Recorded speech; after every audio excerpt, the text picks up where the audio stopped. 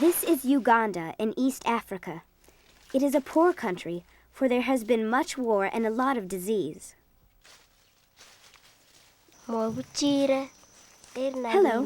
my name is Beatrice, and I am 9 years old. I have never been to school, but more than anything, I want someday to go to school. Yet there is hope, for this family has been given a goat by Heifer Project International. The animal was paid for by children of the Niantic Community Church. The animal is kept in a pen, and food is brought to it. This keeps the goat from foraging and hurting the environment. Then the land can be used for crops, rather than overgrazed and eroded.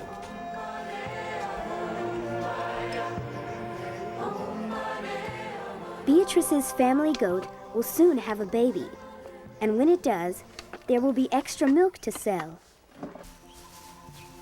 And when that happens, Beatrice will finally get her wish.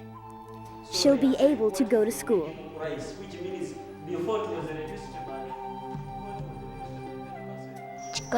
to It makes me sad when I see my friends at school, because I want so much to be there myself.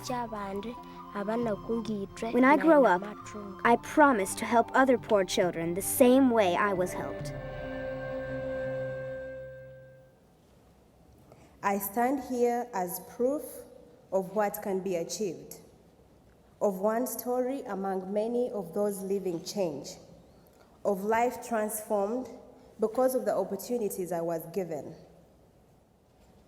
I particularly remember when I was 9 years old, like you have seen in the video, how I desperately wanted to go to school, and so did many of my friends.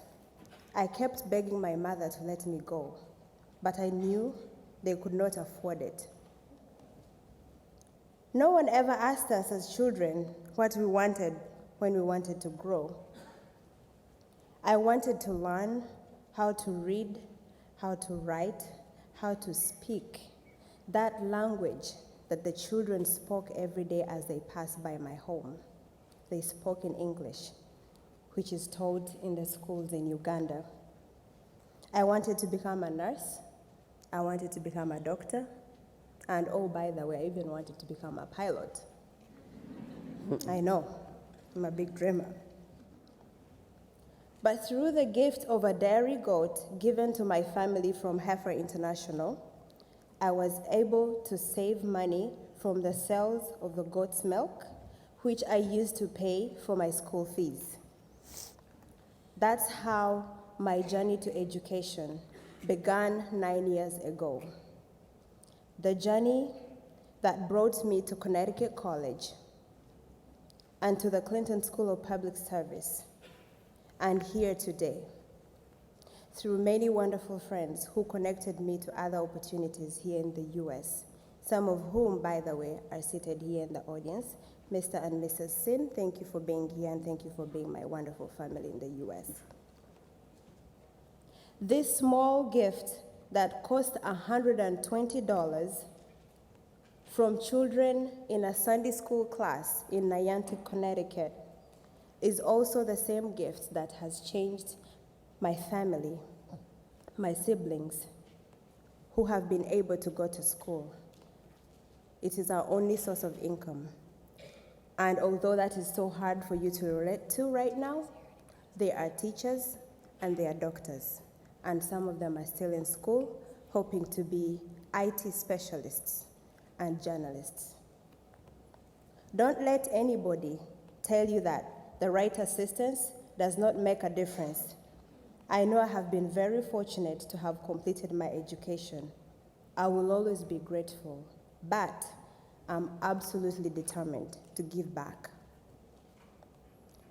Today, I'm able to speak to you because someone gave me the opportunity to achieve my dream of education. I am proof that, as Dr. Jeffrey Sachs says, that small investments can make a big difference. I am not, I promise, that special. I think I was just given a chance to shine. And I'm glad that I can stand here and speak to you in a language that you understand, a language that is so foreign to my own culture. I can look at you and tell you that I am a proud, educated African woman. I feel confident and very empowered to go back to my own community and be the drive to the change that I think ought to be there. And I think that it's our duty to spread that chance to millions of more children and to communities across the developing world. It is my hope, therefore, that my story can be the story of thousands of children across Africa and the world. I know there are millions, many more, Beatrices out there in the villages across the world.